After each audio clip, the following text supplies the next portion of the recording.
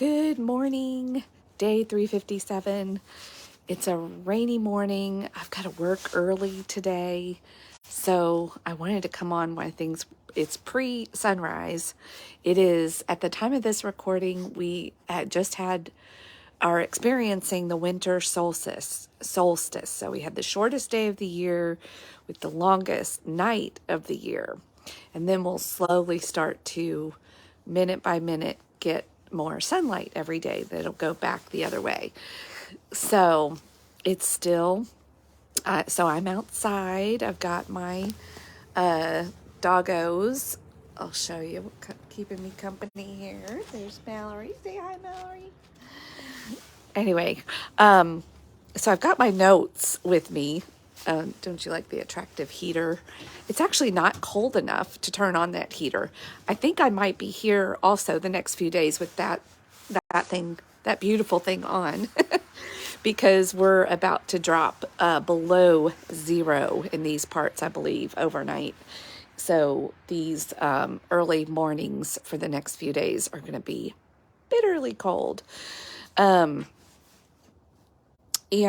okay, so anyway, on with Revelation 12. And I've got today titled, Things Are Not Always as They Seem.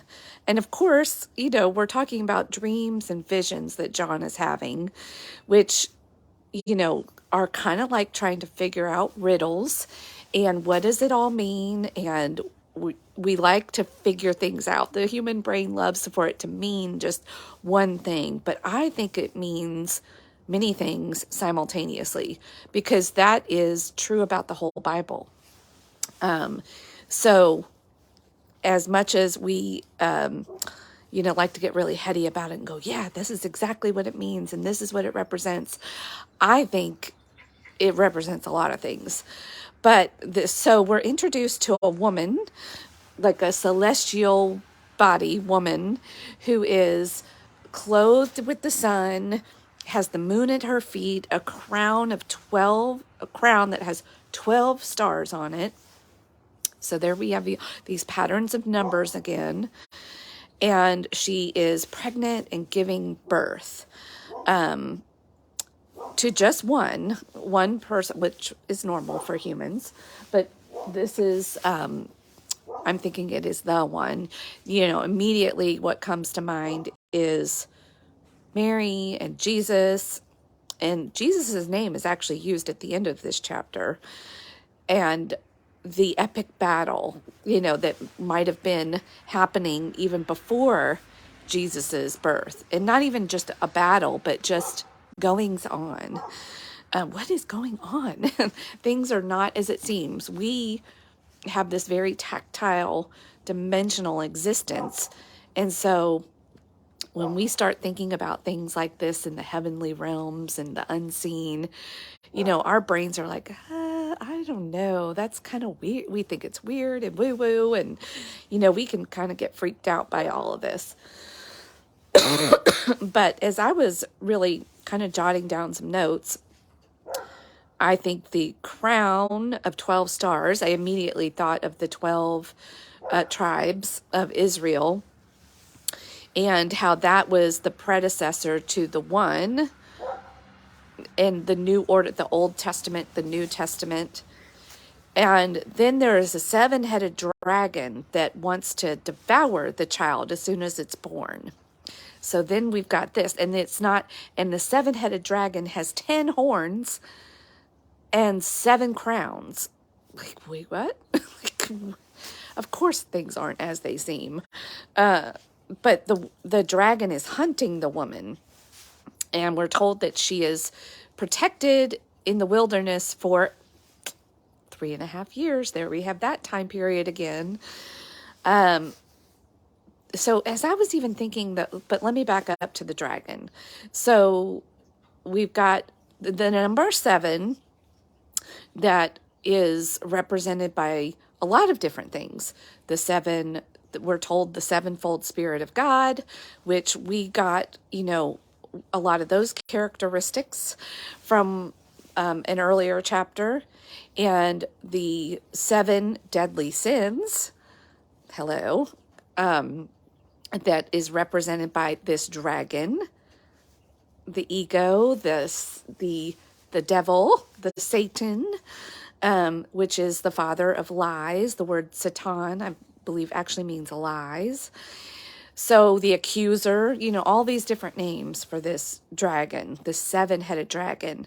But I thought, well, what is the significance of the 10 horns? And then we're given that juxtaposition with Mary having a crown of 12 stars. Well, there's 10 lost tribes of Israel as well. So maybe that is one of the things. Again, it can mean I think it means a lot of things simultaneously. We have a mother of Jesus. We have a mother of the 12 tribes, way back to Sarah, right? And Abraham. So we've got this mother figure that represents, metaphorically, more than one mother, I believe. And she can be the mother of the 12, like of all of us. But when we look at these numbers and these patterns, Jesus was as a small baby when, the Passover happened and Pharaoh was hunting for Jesus. He had to be protected. And there was and hidden away so that he wouldn't also be murdered. So then we've got this pattern of 3 and 7 and 12 and 10, like all of these numbers. So what does that even mean to us? Now, it does say the dragon is not successful getting the baby. The boy is to be going to be the ruler with an iron rod. That, leadership is protected. So we think of Jesus. And then the dragon is cast down to the earth, where again, we're brought in the imagery again of Jesus having to go in hiding, or the woman having to go in hiding to protect the baby for, again, 3.5 years. So maybe this even happened pre-birth, and then it came down to earth and even got reenacted on a level, and then the dragon is now angry and he's roaming the earth. So again, I think this has to do with our own internal drama that happens between our higher self, the one, and our the ego, the 7 deadly sins that we all contend with. And most of us have a pattern where maybe we struggle with 1 or 2 of those more than some of the others, but we all do all of the stuff. And then the dragon took a stand, and I'm like, well, can the dragon also represent death itself? How Jesus conquers death. Like there's so much here. But what is the message for us at a practical level? Humans and we individuals like to think that we're really so special, and we get caught up in our own worlds and our own drama and our own lives. When if we can, why I love reading a book like the Bible is that it reminds me, to look up at the stars, reminds me I'm on a planet that's existed for thousands of years, and that I'm just one little word in one little sentence on one little page of a 1,000,000-page book of life. And not to get so caught up in what seems so important and dramatic to me, to remember what's really important. And that a lot of what's going on that I get caught up in and that I think I know is not what it appears to be. That there is a creator, there is a pattern that I'm a part of, there's events, there are forces that, when I can sort of neutralize and detach and even get in line with being a created being and having a creator, I can kind of relax from all the drama, even detach a little bit from my ego, humble myself. Like that's what that whole process is. When you humble yourself, that one sort of characteristic, that one thing that you can do that Jesus did, that is the gateway, from the seven-headed dragon that's trying to take us down to the sevenfold Spirit of God and the fruit of the Spirit. But the path, the narrow gate, we've got to humble ourselves. And then maybe we can actually have a chance at starting to actually see what is really going on, or to even know that we know nothing, and to just relax a bit and trust and even enjoy. Dare say I enjoy. When you really humble yourself, you can actually relax and be in awe and wonder and just relax a little bit. Take a chill pill. Slay that seven-headed dragon, because not even death, even though death is standing there waiting for you, you can just kind of relax about it all a little bit and go enjoy, be in the moment. At least this is what I'm getting out of it. Like all of this celestial drama that's even played out time after time after time on earth. And of course we have the story of the Bible of God's arrival on earth in the form of a man who showed us the way. And it really was the way of humility and love. Like when the human can finally calm the seven-headed dragon down, or get away from the seven-headed dragon of the seven sins, the ego, we can maybe have a chance of accessing the mother, the celestial crown, the sun, the moon. I don't know. This means probably one thing and many things simultaneously, because that's what the Bible is. Where we can find, so whatever it speaks to you, but to me this morning, it was like this cosmic dance that we're all a part of, to relax a little bit and know that it's not all about me, even though in my daily life I need to do what I need to do, but not to get too overly caught up in it. To always remember to step back and look up and maybe see the deeper meaning of things going on, and remember that things are not as they appear to be. And I don't have to live in fear. Fear is that seven-headed dragon. Perfect love casts out fear. It gives me a hedge of protection. And even with that number 3, that I can rest in my own Trinitarian beingness. Although he does, like in the Bible, it's not just 3, it's 3.5. So that's kind of interesting. What is the half?